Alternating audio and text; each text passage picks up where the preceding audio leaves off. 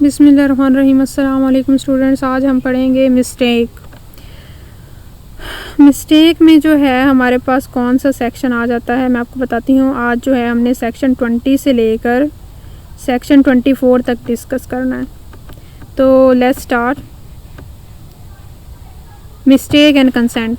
तो मिस्टेक का जो है ना वो बड़ा गहरा ताल्लुक है कंसेंट के साथ। तो सेक्शन 13 में जो है हमने कंसेंट को पढ़ा था।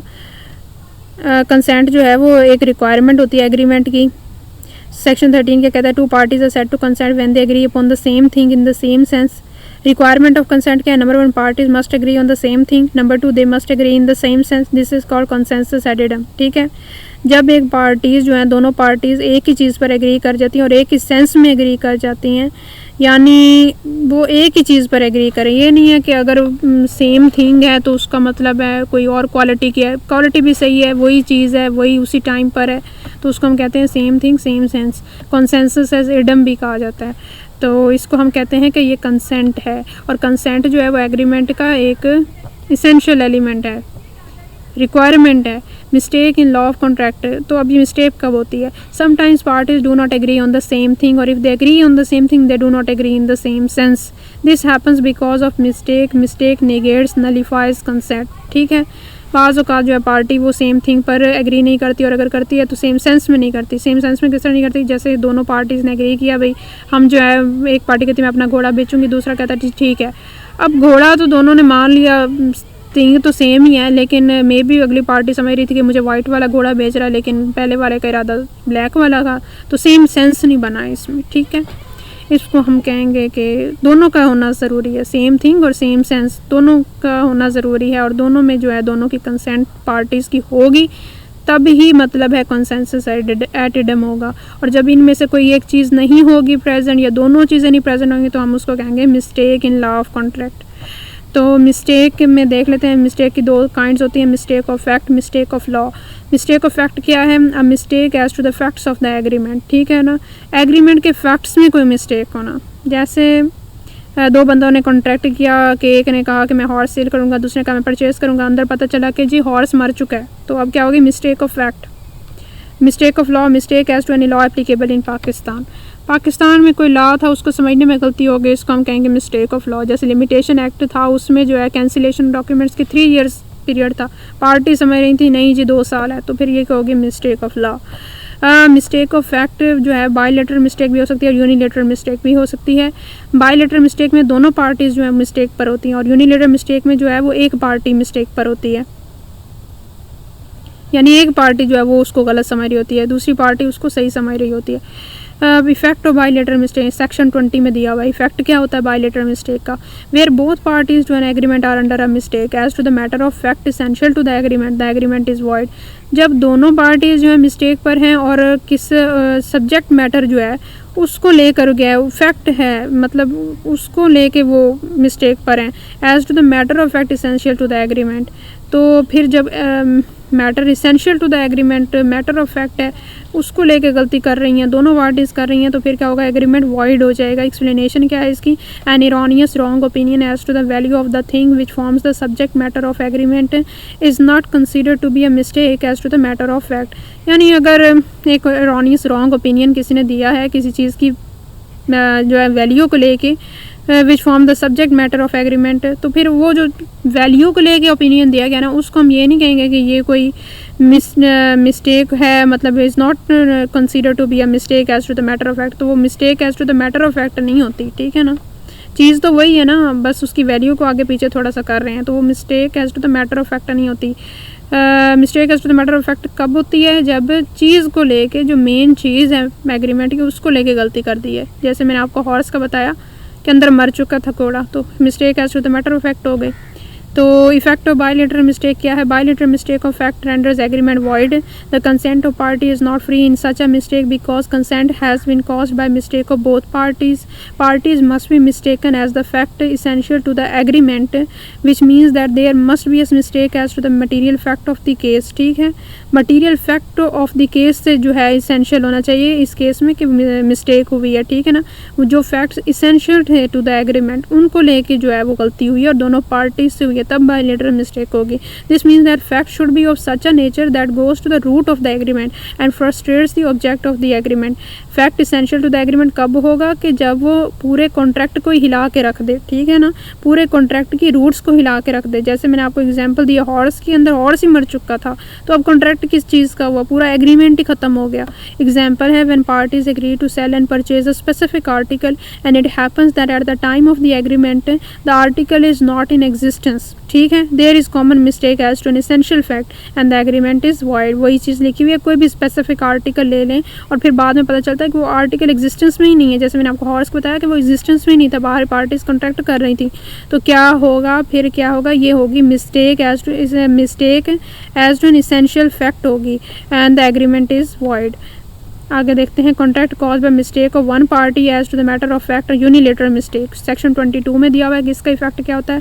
Contract is not voidable merely because it was cause by one the parties to it being under the mistake as to the matter of fact. अगर एक पार्टी गलती करेगी तो फिर क्या है, कॉन्ट्रैक्ट वॉइड नहीं होगा और वॉइडेबल भी नहीं होगा मेरली, सिर्फ इस वजह से कि वो क्या है, एक पार्टी ने मिस्टेक कर दी है। Unilateral mistake does not render a contract voidable. Unilateral mistakes जो है वो कॉन्ट्रैक्ट वॉइडेबल नहीं करती, ठीक है ना। तो अब देखें इसमें केस ला मैंने दिया हुआ है, वो आपको उसको पढ़ लें। Agricultural development bank of Pakistan versus Malik Iftikhar Ahmad 2002 CLD 1280 का ये केस है, इसको आप चेक करें, पढ़ें, आपको समझ में आएगी और बातें, और आप इसको एग्जाम में भी कोट कर सकते हैं। मिस्टेक ऑफ लॉ सेक्शन 21 है, a contract is not voidable because it was caused by mistake as to the law as to any law in force in Pakistan, but a mistake to a law not in force in Pakistan has the same effect as the mistake of fact. अब आपने एक बात याद रखनी है कि जबकि गलती हुई है किसी ऐसे लॉ को लेकर इंटरप्रेट करने में जो कि पाकिस्तान में इन्फोर्सेबल है, तो वो जो है mistake as to the matter of fact उसे नहीं कहा जाएगा। तो लेकिन अगर ये किसी ऐसे लॉ को समझने में गलती हुई है जो कि पाकिस्तान में इन्फोर्सेबल नहीं है बल्कि पाकिस्तान बाहर किसी कंट्री का लॉ था, उसको समझने में गलती हुई है, तो वो उसको ऐसे ही माना जाएगा जैसे मिस्टेक ऑफ फैक्ट है, ठीक है। Illustration, A and B make a contract grounded on erroneous belief that a particular डेब्ट is barred by the Pakistani law of limitation, the contract is not voidable. अब ए और बी ने contract किया कि फलां जो डेब्ट है वो बार्ड हो गया, उसको जो है barred by law, Pakistani law of limitation में जो है अब उसकी कोई रेमेडी अवेलेबल नहीं रही, वो बार्ड बाय लॉ हो गया, यानी वो जो अरसा गुजर गया उसकी रेमेडी को एक्सरसाइज करने का, तो उसको कहते हैं बार्ड बाय लॉ। तो फिर इस केस में इसमें समझने में पार्टी गलती की हुई है, मे बी वो अभी बार्ड बाय लॉ ना हो, उसका टाइम और मौजूद हो, लेकिन पार्टी समझ रही हो कि बार्ड बाय लॉ हो गया, टाइम अरसा गुजर गया रेमेडी एक्सरसाइज करने का, तो ये कॉन्ट्रैक्ट जो है ये वॉइडेबल नहीं होता। इसमें पाकिस्तानी लॉ को समझने की गलती की गई है, लेकिन अगर यही कोई बाहर का लॉ होता उसको समझने में गलती होती तो वो क्या होता, as to the matter of fact, तो वो वॉइडेबल हो सकता था, इनफैक्ट वो वॉइड हो सकता है। आगे जो है section what consideration and objects are lawful, section 23 बताता है जी कौन से कंसिडरेशन ऑब्जेक्ट्स जो हैं वो लॉफुल हैं। The consideration objects of an agreement is lawful unless number 1 it is forbidden by law, यानी सारे जो consideration object of agreement lawful हैं जब तक कि वो क्या है, इट इज़ फॉरबिडन में, जब तक कि वो फॉरबिडन बाय लॉ नहीं है, is of such an age that if permitted वो defeat the provisions of any law, is fraudulent, involves injury to the person और property of another, court regards it as immoral और oppose to the public policy, जब तक ये elements नहीं present वो consideration और वो अग्रीमेंट लॉफुल है। जब ये इनमें से कोई आ जाएगा, ये सारे आ जाएंगे, तो वो क्या हो जाएगा, वो ऑब्जेक्ट्स अनलॉफुल हो जाएंगे। अच्छा जी, section what consideration objects lawful, section 23 ही चल रहा है। Number 1 forbidden by law, the parties to a contract can not agree to something that is prohibited by law, the question of illegality in a contract arises generally in a connection with its formation but it may also arise in connection with its performance. If a statute prohibits the contract it is अनएनफोर्सेबल weather parties mean to break the law और not.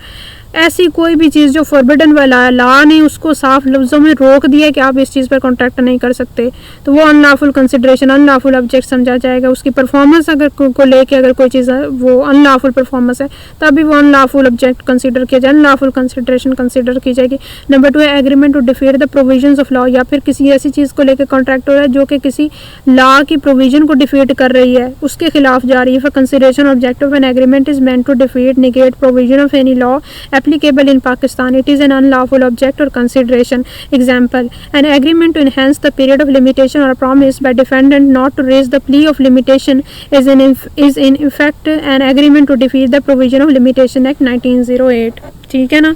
अब जैसे parties खुद आपस में agree कर लेती हैं कि हम जो है वो टाइम पीरियड एक्सटेंड कर लेते हैं अपने एग्रीमेंट का, जो है प्ली लेने का, रेमेडी को एक्सरसाइज करने का, तो वो पार्टीज खुद नहीं कर सकती, ठीक है ना। अगर कैंसलेशन ऑफ डॉक्यूमेंट्स का जो टाइम पीरियड लिमिटेशन एक्ट में 3 साल प्रोवाइड है तो उसी में वही रहेगा, पार्टीज खुद से उसको एक्सटेंड नहीं कर सकती। तो ये क्या होगा, agreement to defeat provision of law होगा।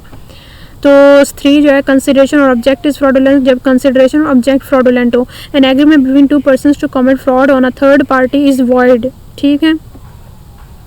The agreement would only come within the purview of this section when actual fraud has been committed and not when there is only intention to commit fraud. जब कोई fraud किया जा रहा हो और उसके लिए कंसिडरेशन की दी जा रही हो, जैसे ए और बी ने आपस में कॉन्ट्रैक्ट कर लिया जी फलां ज़मीन जो मैं उसी को बेचता हूँ, ये कहता है, और तुम और मैं क्या करेंगे, मैं उससे पैसे ले लूँगा और बाद में जो है तुम मेरे पे केस कर देना, हम सूट लड़ते रहेंगे और वो बेचारा जो है वो ज़मीन से फारिग ही रहेगा और हमें हमारे हाथ पैसे भी आ जाएंगे। तो ये एक किस्म का वो कॉन्ट्रैक्ट, ये एक किस्म का फ्रॉड है सी के साथ, ठीक है ना, जो ए और बी मिलकर कर रहे हैं। तो ये इसमें जो आपस में वो लेन देन कर रहे हैं पैसों का, भाई मैं तुम इतने बांटूंगा तुम इतने बांटोगे, तो वो क्या है, वो अनलॉफुल कंसिडरेशन है और ये ऑब्जेक्ट जो है ये फ्रॉडुलेंट है। तो इंजरी टू अ पर्सन और property of another, an agreement whose object is to deprive a party from getting his legitimate share in a property is an unlawful agreement, ठीक है ना। For example, A and B agree to sell the property of C without his consent. In this case the object to injure the property of C and it is unlawful, ठीक है ना। बेशक injury किसी की property की दे रहे हो या किसी के पर्सन को दे रहे हो, तो वो क्या है, वो अनलॉफुल है, अनलॉफुल कंसिडरेशन है। आगे देख लेते हैं। सेक्शन 23 चल रहा है। 5 जो है immoral and oppose to public policy. ऐसी किसी चीज़ को लेकर आपने कॉन्ट्रैक्ट किया है जो इमोरल है, जो oppose to the public policy है, उस वो भी क्या होगी, वो भी कॉन्ट्रैक्ट कंस्टिट्यूट नहीं करेगी। When court considers the object और कंसिडरेशन टू बी इमोरल और against public policy, such object and consideration is unlawful. Public policy means that no person can lawfully do which has tendency to be injurious to public welfare. A contract which has tendency to injure public interest is against public policy. An example can sell of food items that are not fit for human consumption goes against the public policy. किसी ऐसे item को cell करना जो कि human health के लिए अच्छा नहीं है, वो भी क्या है, पब्लिक पॉलिसी के अगेंस्ट जाता है।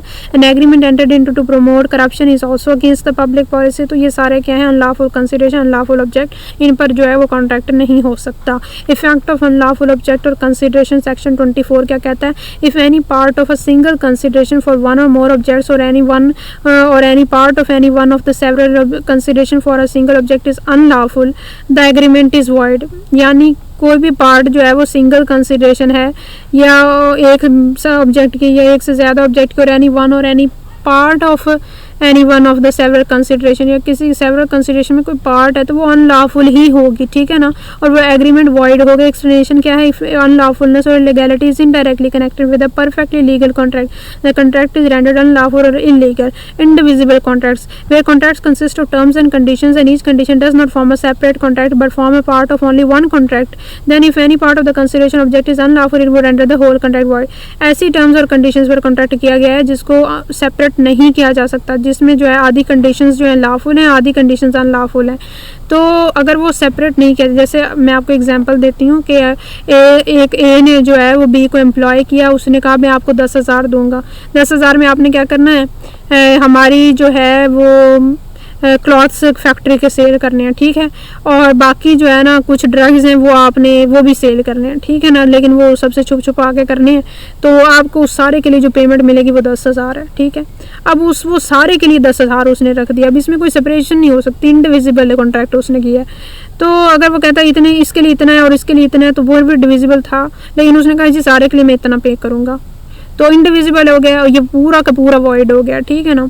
अगर वो सिर्फ कहता ना कि फैक्ट्री के आप कपड़े सेल करेंगे तो मैं आपको 8,000 दूंगा, साथ में ड्रग सेल करेंगे तो 2,000 एक्स्ट्रा दूंगा, तो वो जो 2 एक्स्ट्रा वाला था उसको वो कट कह सकता था, जी मैं वो नहीं करूँगा, आपके कपड़े सेल कर दूंगा।